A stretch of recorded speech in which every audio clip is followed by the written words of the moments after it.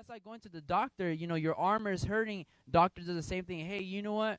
I know you got this pain in your arm, but like what we're gonna do is we're gonna play games. We're gonna go to the park. We're gonna do this, and we're just gonna have a good time out here. Why do we do that with the church? Why do we try to make it so entertaining? There are people that are broken, that are hurting, that are looking for God to touch them, for them to be renewed, restored, their marriages, relationships, and yet we're treating this like this big event. Hey guys, we're not gonna preach against your sin because we know you guys are here for the entertainment, and we make everything so spectacular. But I'm here to tell you, we can't have our churches be this place of entertainment. And I'm gonna be honest, this may sound a little weird, but if I want to have fun, if I'm looking for adventure, if I'm looking for some thrills, and if I'm looking for an adrenaline rush, I'm not gonna go to church to find it.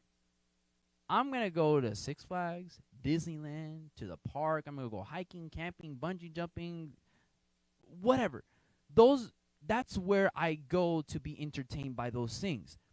But I come to the house of God for a different reason. I come to the house of God to repent of my sins. I come to the house of God to fix myself. Like, I go because I know I have issues, and I constantly need to be in God's presence for God to make me a better version of myself.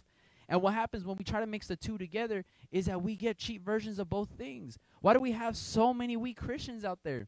They're weak Christians because our churches are being weak. They're not being trained properly. That's like going to a gym and the only weights that you have on there are 2 pencils. Your dumbbells are like 2 little pencils. Oh, because you don't want to make people sweaty.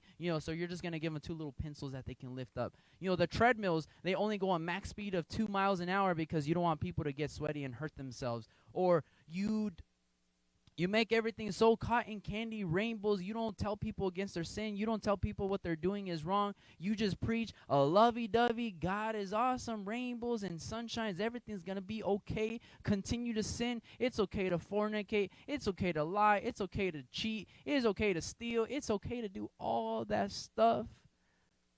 Why do we have so many people leaving the faith? Because they are weak. They are weak. They are being trained weakly. We can't be doing that. So in order for you to live in the presence of God, you have to understand, when you mix the two, you get cheap versions of both things. Imagine, man, I've heard some people, they have Christian clubs. Hey, you know what? We're going to open up a club. We're going to call it a Christian club. So that way the Christians, can find a place, to go clubbing. And then that way we can reach out the world out there, and they'll want to come to our clubs. I don't know about you guys, but that sounds corny. That sounds cheesy. That sounds like, what? The people out there in the world, you tell them, like, hey, guess what, man? I'm telling you, our church is so cool. Like, we got clubs open. Like, you guys should come. What? Cardi B is going to make an entrance, into the club. Like, oh, man, this Christian club, it's cool. It's cool. Like, the only kind of music you're playing is, Christian music, merengue, whatever. And it's like, oh, okay, dancing. You create a cheap version of a club. Leave the sin, leave the club where it's at, but let God's house be holy like it's supposed to be. Let this place be a hospital.